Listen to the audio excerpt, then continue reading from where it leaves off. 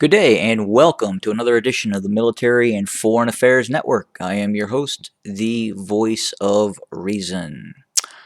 So today, in the ongoing updates in regards to the conflict inside of Ethiopia, directly pertaining to the Tigray region, Eritrea, Sudan, and the Romo areas.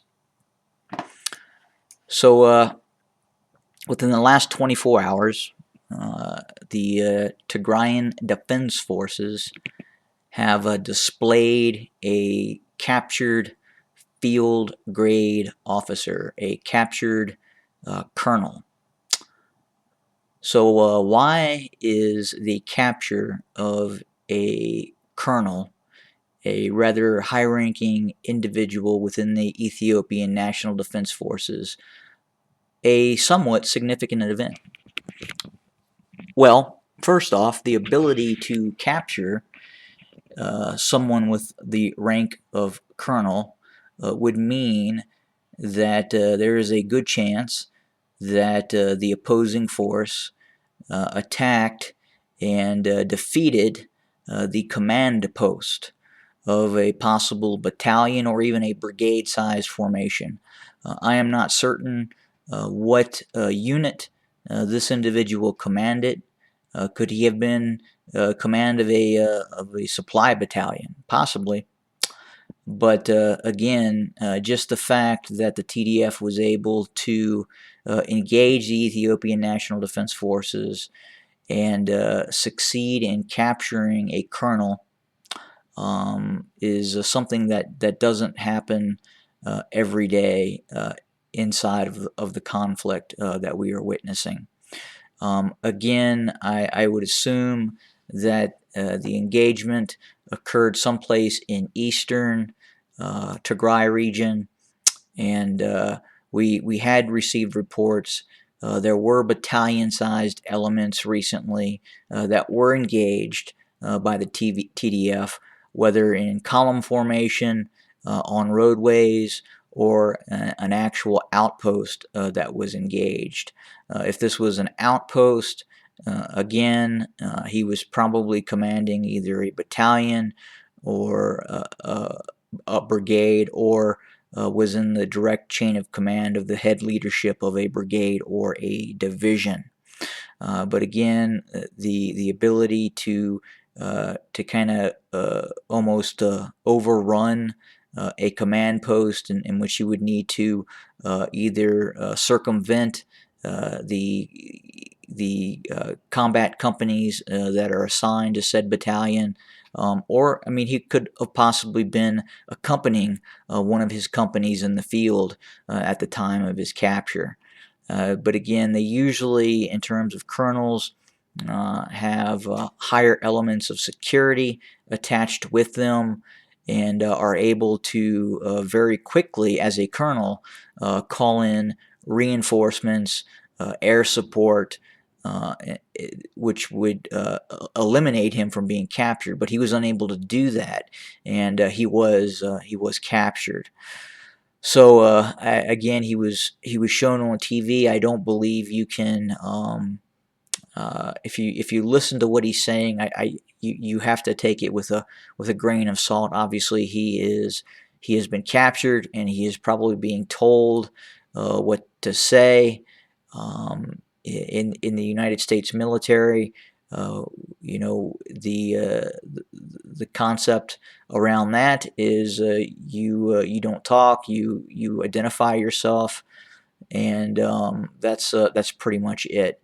But outside of engaging conversation, probably should not happen. So I don't know what was the cause of that, which created that conversation that he had with the TDF captures. What else is going on? Well, in west of Addis Ababa, there is a deployment of additional Ethiopian forces that have been ordered to move west to engage the OLA. We are hearing and receiving reports that the OLA, the Oromo Liberation Army, is becoming much more active in and around its region of Ethiopia. There has been reports that Ethiopia has started using air power in these areas to combat the Oromo Liberation Army, and then again additional combat assets that have been traditionally based in and near Addis Ababa are being deployed west to interdict and stop the Oromo Liberation Army as it presses offensive operations in these areas that you can see on my map. There has been talk that the OLA is attempting to move towards Addis Ababa with the intent of infiltrating that very large city. But I think that is getting a little out of hand. I think right now the OLA is predominantly looking at seizing small towns and making it very difficult for the Ethiopian National Defense Forces to operate in these rural areas.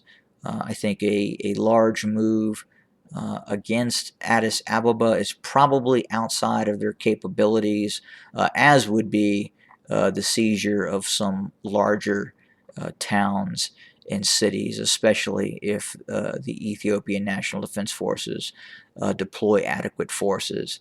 I think we're seeing the result of the ongoing fighting that is taking place inside of Tigray, where Ethiopian forces are being pulled away from areas of the country that it would normally defend from the OLA.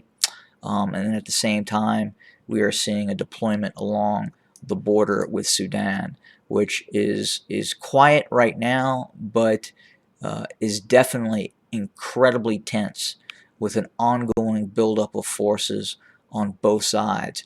Predominantly, the Sudanese side is looking at operations near the Grand Renaissance Dam, and then obviously territorial claims in this region on my map as well that are being pressed.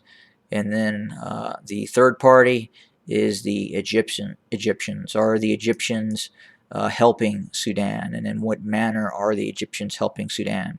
Are they contributing special forces or intelligence assets being utilized? Could air power be used in any eventual conflict between Sudan and Ethiopia? That will remain to be seen. But again, the latest details out of the Tigray region were a battlefield commander, a colonel, has been displayed by the Tigrayan Defense Forces, and a discussion was held between him and his captors on TV. Obviously, you can search that. That is open source, and you can see exactly what he said.